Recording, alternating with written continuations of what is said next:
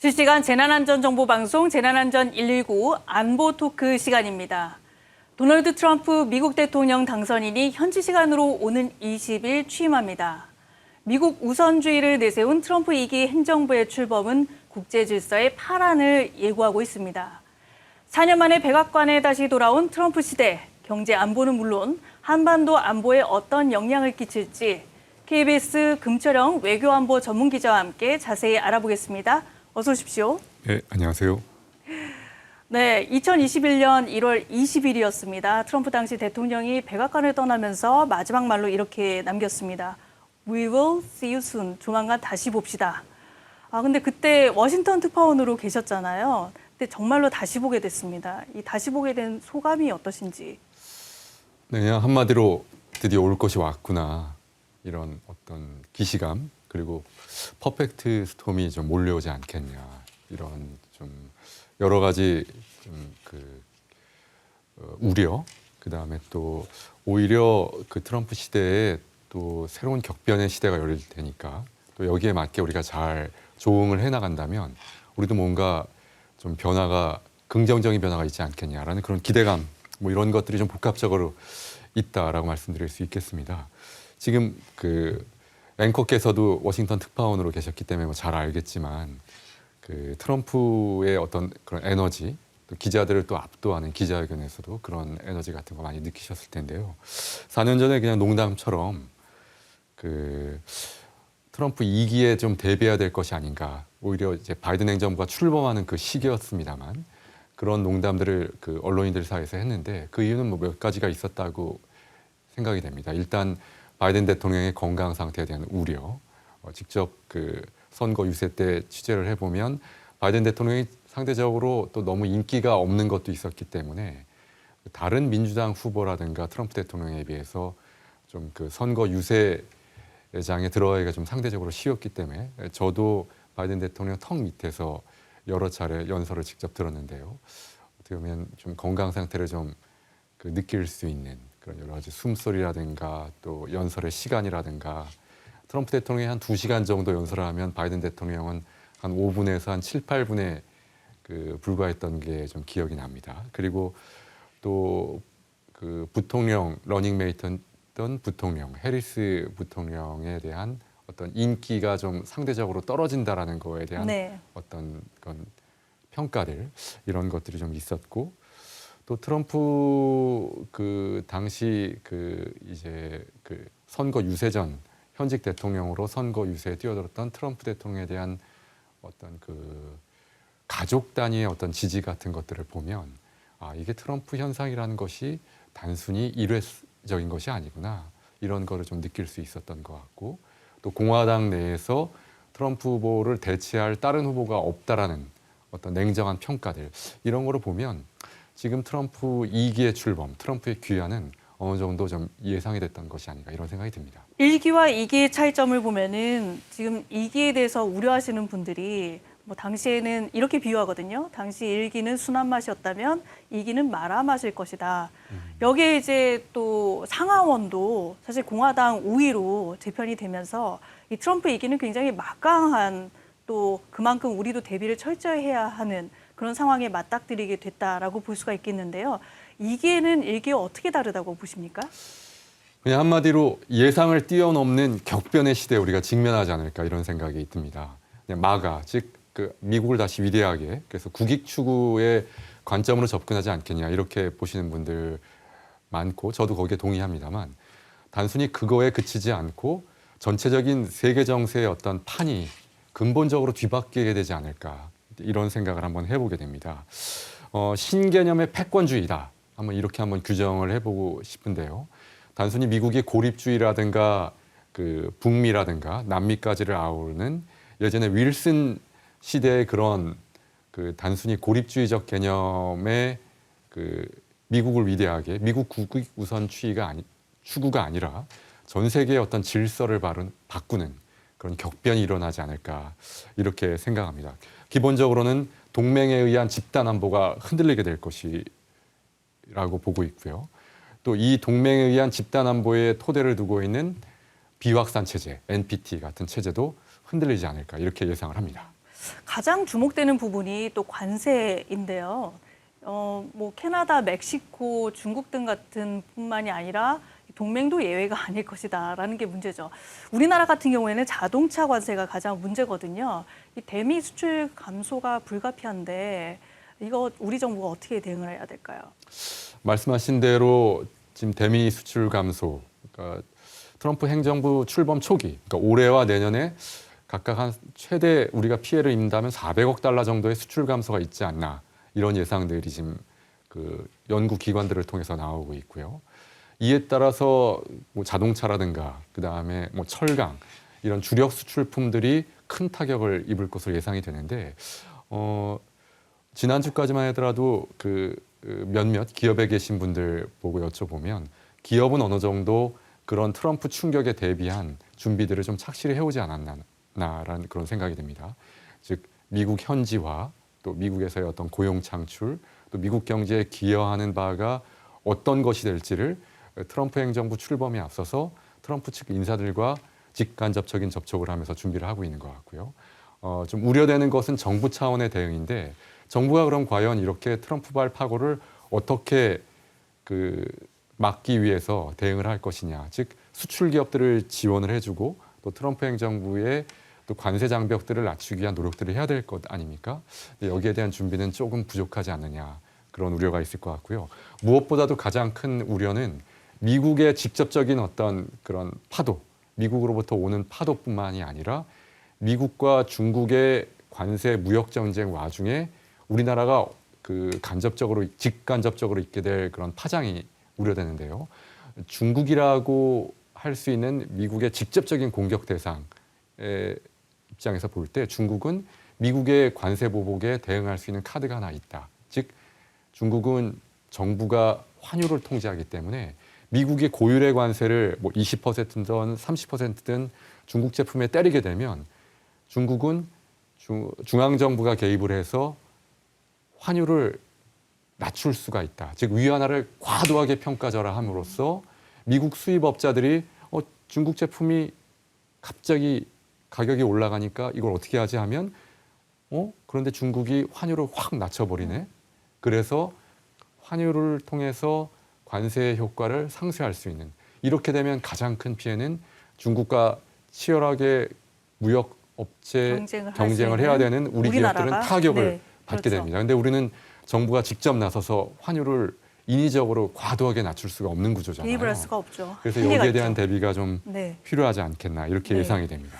트럼프 당선인이 취임 전에 한국을 머니머신이라고 불렀어요.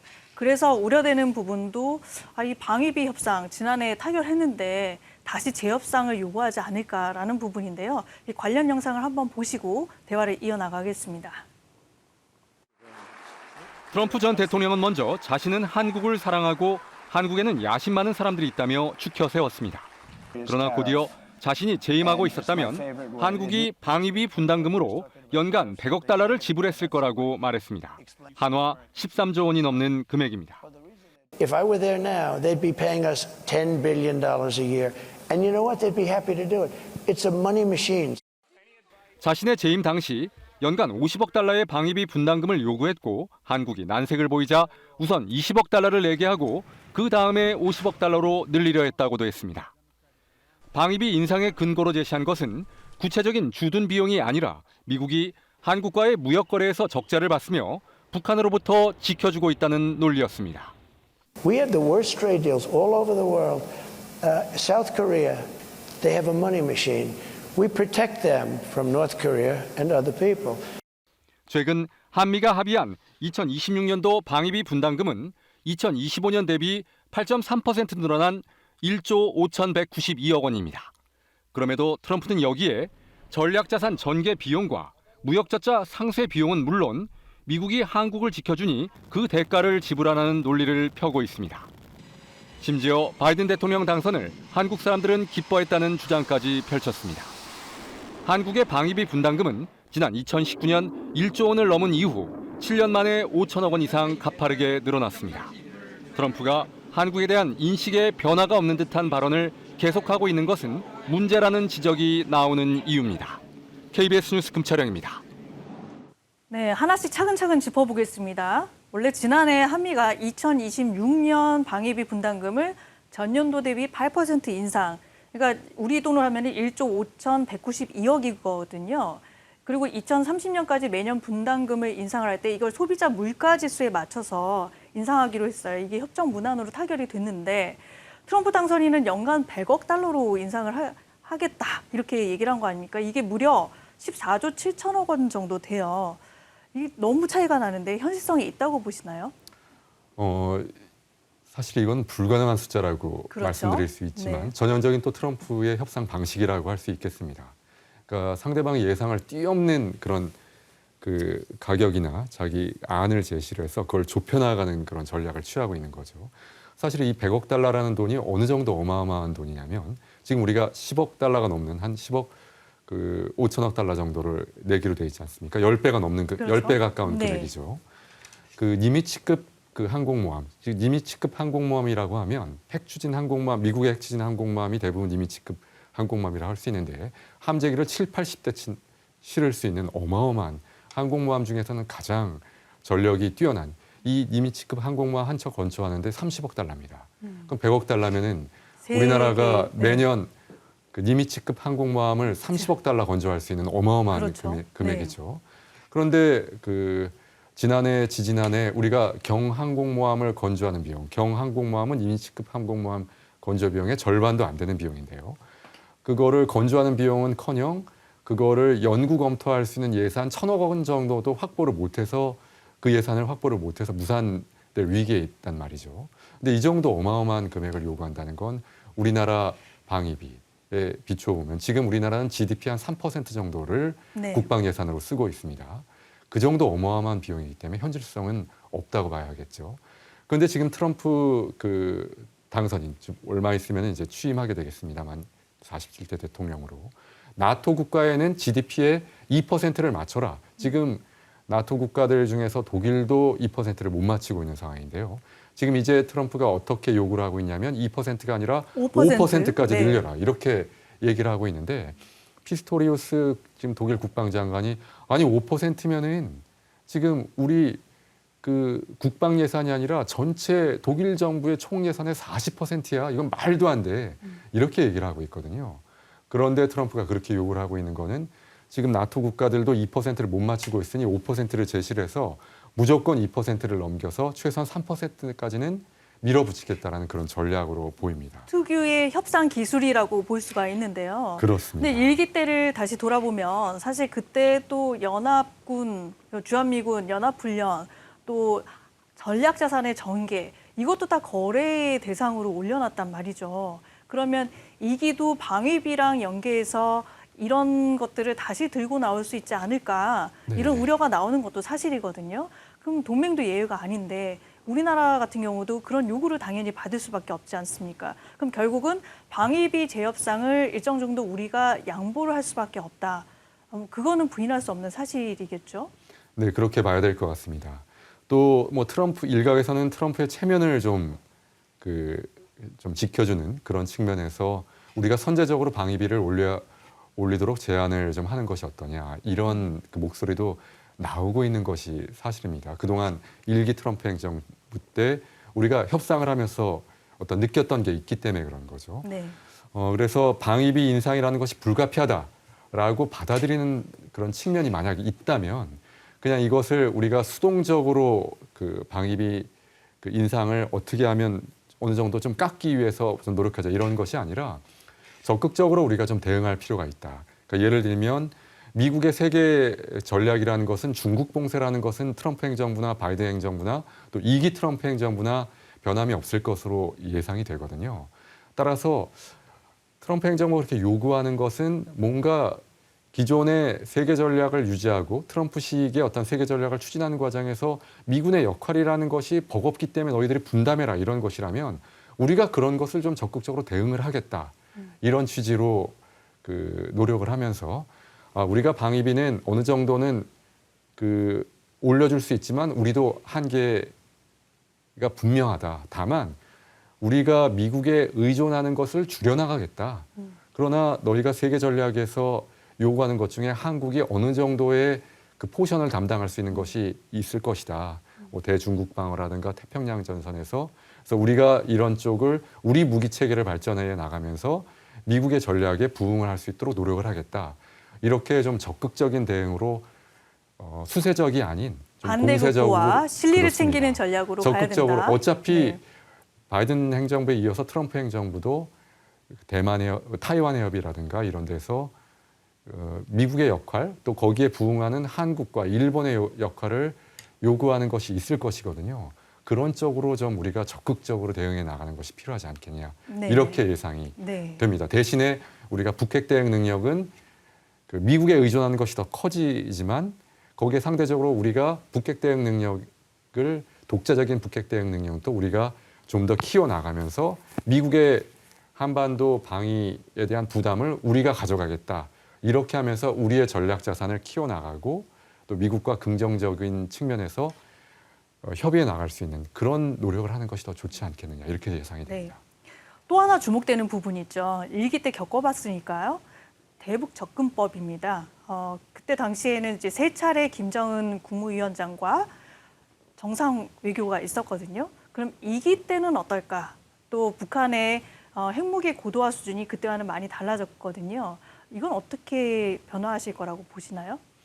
일단 많은 전문가들이 북한이 핵을 포기할 가능성은 거의 없다. 따라서 미국과 북한이 일기 때처럼 정상들이 만나는 그런 탑다운 방식의 협상을 하게 될 거라면 그거는 비핵화, 북한의 핵을 완전히 폐기하는 비핵화 협상이 아닌 군축 협상이 될 가능성이 크다. 이렇게 그 얘기를 하고 있습니다. 만약 그 상태가 되면 한국 정부의 입장에서는 굉장히 난감하고 어려운 상황이 되겠죠. 북핵을 머리에 이고 살아야 하니까요. 네네. 따라서 이런 상황에 좀 대비하기 위해서는 우리가 적극적으로 북미 간의 협상을 막을 것이 아니라 북미 간의 협상이 이루어져서 만약 군축 협상으로 가는 최악의 상황이 될 경우라면 우리가 미국의 북핵을 방어하기 위한 그런 안보를 더 의탁을 해야 되기 때문에 한국으로서는 재난 상황이 될 가능성이 크다라고 보여집니다. 따라서 북미 협상을 막을 수는 없다면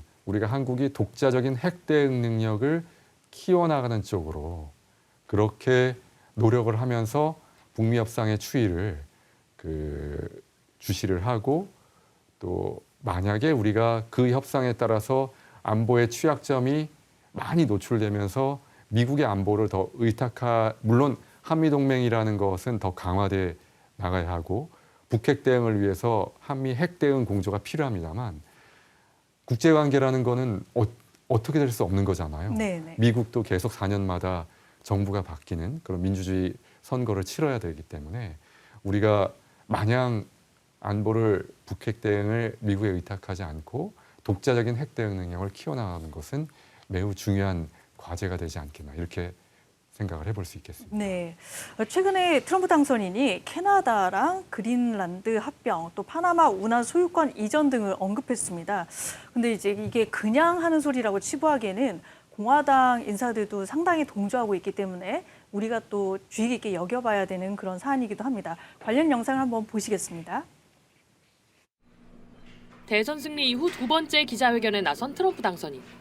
미국의 경제안보와 국가안보에서 파나마 운하와 그린란드의 중요성을 거듭 강조하며 통제권 확보를 위해 군사적, 경제적 강압수단도 배제하지 않을 거라고 말했습니다.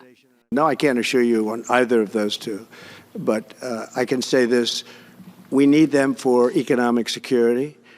트럼프는 일기 행정부 시절부터 덴마크 정부를 향해 북극의 그린란드를 팔라며 인수 의혹을 보여왔습니다. 덴마크는 거래할 생각이 없다며 불쾌감을 드러냈지만 최근엔 그린란드가 독립에 대한 열망을 드러내기도 했습니다. 이에 트럼프는 그린란드 주민들이 독립이나 미국 편입을 투표로 결정할 경우 덴마크가 방해한다면 매우 높은 관세를 부과할 거라고 엄포를 놨습니다. 여기에 장남인 트럼프 주니어까지 그린란드를 방문해 영토 편입 행보를 본격화하고 있다는 분석이 나옵니다. 트럼프 당선인은 파나마 운하에 대해서도 미국 선박의 통행료가 과도하게 비싸다며 미국이 소유권을 가지고 와야 한다는 주장을 반복했습니다. 특히 중국이 파나마 운하를 장악하고 있다면서 운하 소유권을 반환한 고 지미 카터 전 대통령을 비판하기도 했습니다. He was a very fine person, but that was a big mistake. Giving the Panama Canal to Panama was a very big mistake. 현지 언론들은 트럼프의 영토 편입 관련 발언들이 단순한 엄포가 아니라 중국에 대한 견제와 자원 선점을 위한 의도적 노림수라며 향후 외교 문제로 비화할 수도 있다고 분석하고 있습니다. 워싱턴에서 KBS 뉴스 김지숙입니다. 자, 트럼프 독트린이라는 얘기까지 나올 정도인데요. 미국의 51번째 주, 이게 캐나다, 마가와 파나마를 합친 거죠. 또 우리 땅 그린란드.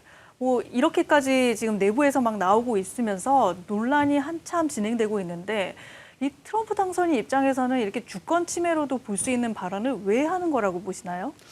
뭐 파나마는 좀 더 지켜봐야 되겠습니다만, 전 그린란드 빈말 아니라고 생각합니다.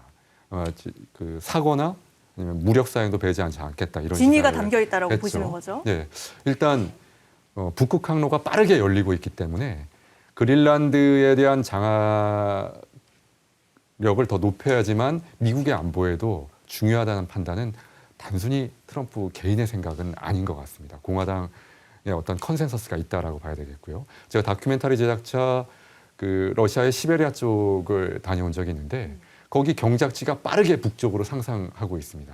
그 얘기는 기후변화 때문에. 기후변화 그렇죠? 때문에 네. 북쪽의 북극 항로도 빠르게 열리고 있고 네. 만약 북극 항로가 빠르게 열리게 된다면 그린란드 쪽으로 중국과 러시아의 상선들이 자주 출몰하는 것은 먼 미래의 얘기가 아니라고 봅니다. 그렇게 되면 미국으로선 재앙이라고 할 수 있죠.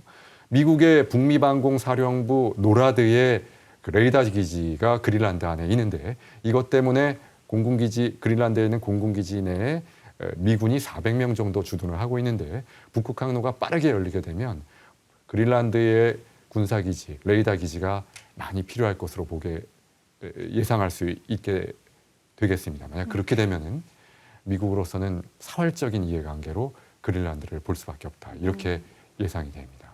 그 부분은 진위가 담겨 있다라고 봐서 아마 취임을 하게 되면은 본격적으로 국제사회 이슈가 될 수 있을 거라고 보입니다.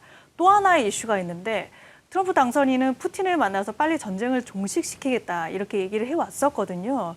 그러면 직접 우크라이나 전쟁을 취재도 최근에 다녀오셨잖아요. 현지 분위기는 일단 어떠신지 한번 전해주실까요? 일단 우크라이나의 군인들 정말 사력을 다해서 러시아 군이랑 싸우고 있는 그런 상황이다라고 할 수 있고 모든 사람들이 다 승리할 때까지, 즉 영토를 되찾을 때까지 이 전쟁을 끝낼 수 없다라고 얘기하면서도 트럼프 당선에 좀 충격을 받은 것은 역력하게 느낄 수가 현장에 있었습니다. 네, 지금 실제로, 보시는 화면은 네. 키이우 중심과 지금 네. 외국인 밀집 지역인데요. 지금 저기에 국제은행, 그다음에 국제체인 호텔, 그다음에 우크라이나 특수작전본부와 SBU라고 하는 네. 정보기관들이 저 지역에 있습니다. 그리고 아르헨티나, 몬테니그로를 포함한 외국 대사관들도 저 일대에 6군데나 있습니다. 따라서 러시아로서는 저기에 이스칸데르 미사일을 발사를 해서 타격을 한 모습인데요. 이런 데다가 미사일을 쏘는 건 굉장히 신중하고 조심스러울 수밖에 없죠. 그 민간인 피해가 있을 수 있는데. 민간인 피해와 외국 네. 대사관이 밀집 지역이기 때문에 외국의 항의를 받아야 되기 때문에 그런데 여기다 쐈다는 건 러시아도 지금 저 전쟁이 힘에 부친다는 거죠. 빨리 끝내고 싶어요. 빨리 지금 전쟁을 네. 끝내고 뭔가 전쟁이 막바지로 가고 있다라는 그런 신호로 읽히는 그런 부분이었습니다. 저희 공습 직후에 저희가 공습 경제가 해제된 직후에 가서 촬영한 그 모습인데요. 저런 데다가 쐈다는 것, 즉 전쟁 피로감이 굉장히 러시아나 우크라이나 모두 심해지고 있다. 따라서 트럼프의 협상 중재안을 의외로 빨리 두 나라가 받아들일 가능성 좀 조심스럽게 점쳐볼 수 있겠습니다. 근데 지금 관련 사진을 보니까 당시에 굉장히 위험해 보이셨거든요.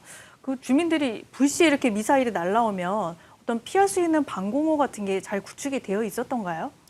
키이우 시내는 주요 건물에 거의 방공호가 매우 잘 구축이 되어 있습니다. 하루에 한 2-3차례 정도 공습 경보가 울리는데요. 물론 매번 2-3차례 미사일이 다 날라오는 건 아닙니다만 러시아에서 미사일이나 그 전폭기가 그 출격을 할 때 공습 경보를 울리도록 되어 있습니다. 물론 그거 다 우크라이나로 향하는 건 아닙니다만 따라서 주요 시설에는 지하에 공습 경보가 울리면 피할 수 있는 방공호가 되어 있고요. 무엇보다도 인상적이었던 거는 키이우하고 키이우 외곽에 있는 학교들의 지하에 그 방공호가 잘 구축돼 있고 단순한 대피 시설이 아니라 그 수업을 할 수 있는 그런 시청각 교재, 교실, 뭐 화장실, 그다음에 그 장기간 공습이 계속될 경우에 대비한 뭐 수면실 같은 것까지 완벽하게 거의 구비되어 있는 그런 상황입니다. 따라서 이런 그 안보 위협에 노출될 나라들은 한번 그 타산지석으로 한번 유심히 볼 필요가 있지 않나 이런 생각이 들었습니다. 근데 아까 전에 기자님이 말씀하셨을 때 이게 빨리 휴전을 하고 싶은 그런 욕구는 있다. 그런 바람은 있다라고 말씀을 하셨는데 우리나라 그 한국 전쟁 당시를 상기해 보면은 휴전 시점을 앞두고 오히려 고지전 등 이런 교전이 굉장히 치열하게 이루어졌었거든요. 지금 이제 그런 상황도 비슷한 것 같고 또 앞으로 이제 휴전을 어떻게 할 것인지 완충지대를 어떻게 설정할 것이냐 피해 보상을 어떻게 할 것이냐 포로 교환은 또 어떻게 할 것이냐 이런 부분에 대해서 첩첩산중 난관이 많다고 보이거든요. 어떻게 보십니까? 지금 앵커께서 말씀하신 대로 그 전쟁이 막바지 또 특히 휴전이라든가 종전 얘기가 나오게 되면 전투가 격화되는 우리 6.25 때도 그러지 않았습니까? 네네. 휴전 협상이 시작되면서 한 치의 땅이라도 더 확보하려고 진지전, 고지전 이런 것들이 격화되고 있는데 지금 우크라이나에서 나타나고 있는 현상이 그렇다고 봅니다. 우크라이나는 러시아에 비해서 국력이 압도적으로 열세이긴 하지만 지금 어떻게 보면 그동안 러시아의 전격전을 어느 정도는 막아냈잖아요. 그래서 러시아에 이어서 유럽에서 두 번째 군사대국이 누구냐? 그러면 우크라이나를 꼽습니다. 그만큼 3년 가까이 되는 그런 전쟁 기간, 전쟁 수용 능력이 늘어난 것이죠. 따라서 트럼프 그 2기 행정부가 출범을 하게 되면 분명히 종전을 강력하게 추진할 것이고 종전 협상을 논의하기 위해서 아마 여러 차례 교섭이나 또는 3자 또는 2자가 테이블에 마주 앉을 가능성이 크다고 볼 수 있겠는데요. 다만 러시아와 우크라이나가 서로 종전에 대한 생각이 너무나 다르기 때문에 그거를 그 접점을 찾는 그 과정까지는 굉장히 치열한 전투가 전개될 가능성이 크다. 그때까지는 러시아도 지금 수도의 외국인 밀집 지역까지 타격을 한 거지 않습니까? 네네. 그렇게 압박을 하려고 우크라이나도 반대로 그 러시아 주요 도시에 그다음에 에너지 시설을 집중적으로 타격하고 전선에서도 그 러시아는 북한군까지 동원하고 북한군 사상자가 3,000명까지 나왔다는 보도가 있습니다만 진위 여부는 확인해 봐야겠습니다만 이렇게 사상자가 급격하게 되면 아마 북한도 파병 인원을 계속 연인원들을 보충하고 교대해 줘야 되기 때문에요. 늘어나는 그런 처절한 참호전과 진지전, 포격전, 공습의 양상이 격화될 것으로 그렇게 예상을 조심스럽게 해볼 수 있겠습니다. 북한군 파병 말씀하셨으니까 이 질문도 빠뜨릴 수가 없는데 그러면 북한군이 이번에 파병을 통해서 얻으려고 하는 목적은 뭐라고 보시나요? 뭐 일단 지금 북한군 포로들도 잡히고 있는 그런 상황인데요. 북한의 입장에서는 여러 가지 그 출혈도 있겠습니다만 단순히 그냥 군사적인 관점에서만 본다면 이점이 분명히 있습니다. 즉 6.25 이후에 북한은 해외 전쟁에 참전한 적이 없고 전투를 치러본 적이 없습니다. 그런데 실전 경험을 얻게 됩니다. 그리고 해외 파병, 즉 해외 파병 군사작전 교리가 발전을 하게 되고요. 병력을 운영하고 연인원들을 그 추가적으로 계속 늘려나가기 때문에 군사작전 교리가 발전할 수밖에 없고요. 특히 러시아에는 그 많은 북한군 병력을 파견했기 때문에 러시아에 대해서 하나의 지금 러시아와 북한은 군사 동맹에 준하는 조약을 지난해 6월에 네. 체결했잖아요. 러시아한테 하나의 카드를 즉 우리가 이만큼 도와줬으니 너희들 우리한테 반대급부로 줘야 되지 않겠느냐. 뭐 여러 가지 군사 장비나 기술의 발전을 위해서 노력을 하라. 이렇게 압박할 수 있는 그런 카드를 하나 줄 수가 있겠죠. 다만 북한이 정말 진정한 친구를 얻었는지 동맹에 준하는 친구를 얻었는지는 전쟁이 끝나봐야 알 것이다. 왜냐하면 전후복구를 위해서도 러시아도 한러관계 발전이 필요한 부분이 있을 테니까요. 네. 그러나 분명히 북한이 군사적인 차원에서는 여러 가지 이점을 취하고 있는 것은 분명하다. 이렇게 말씀드릴 수 있겠습니다. 자, 마지막으로 그 트럼프 2기가 출범하게 되면 한반도 안보 지형에도 많은 변화가 예상이 됩니다. 모든 전문가들과 또 우리 국민들도 그렇게 예상을 하고 있는데 뭐 위기만 있는 건 아닌 것 같습니다. 위기는 꼭 기회라고 하기도 하죠. 그 기회를 우리가 어떻게 살려나가야 될까요? 말씀하신 대로 위기이자 기회인 건 분명합니다. 다만 트럼프 2기 행정부는 1기 때와 달리 그 공화당의 상하 양원을 장악했고 이미 트럼프도 학습 효과가 있기 때문에 강력하게 자기가 그 구상하고 있는 것을 밀고 나가자고 할 것입니다. 따라서 우리가 아까도 말씀드렸듯이 수세적 차원에서 안보 논리를 적용하지 않고 뭔가 미국의 세계 전략에 함께 할 수 있는 부분, 뭐 한미일이든 한미 간의 동맹을 좀 발전시켜 나갈 수 있는 부분들을 좀 적극적으로. 일본은 그 육상 이지스라는 개념, 인도 태평양이라는 개념도 아베 총리 때 일본이 만들어서 미국에게 관철시켰잖아요. 미국의 세계 전략 동아시아 태평양을 전략을 태평양 연안에 국한하지 말고 인도까지 확장하자. 거기에 일본이 적극 동참하겠다. 그리고 불침 항모로서 일본이 침몰하지 않는 항공모함의 역할을 하겠다라고 해서 육상에다가 이지스 체계를 구현하라. 이렇게 해서 그 미국에게 적극적으로 다가간 거잖아요. 우리도 좀 어차피 이게 막을 수 없는 것이라면 좀 적극적으로 그런 물론 우리는 중국과의 관계, 러시아의 관계가 일본, 미국하고 다르기 때문에 그리고 남북 관계도 또 우리는 또 다르잖아요. 네. 그래서 여러 가지 남북 관계 차원에서도 한 라인을 복원하는 노력도 하겠지만 적극적으로 미국의 안보 전략에서 한국이 그런 이 주변 국가 능동적으로 대처를 해나가면서도 좀 더 적극적으로 활로를 한번 모색해 볼 필요가 있겠다 말씀드릴 수 있겠습니다. 네, 여기까지 듣도록 하겠습니다. 지금까지 KBS 금철영 외교안보 전문기자와 한 번 더 안보 지형을 나눠봤습니다. 오늘 말씀 감사합니다. 감사합니다.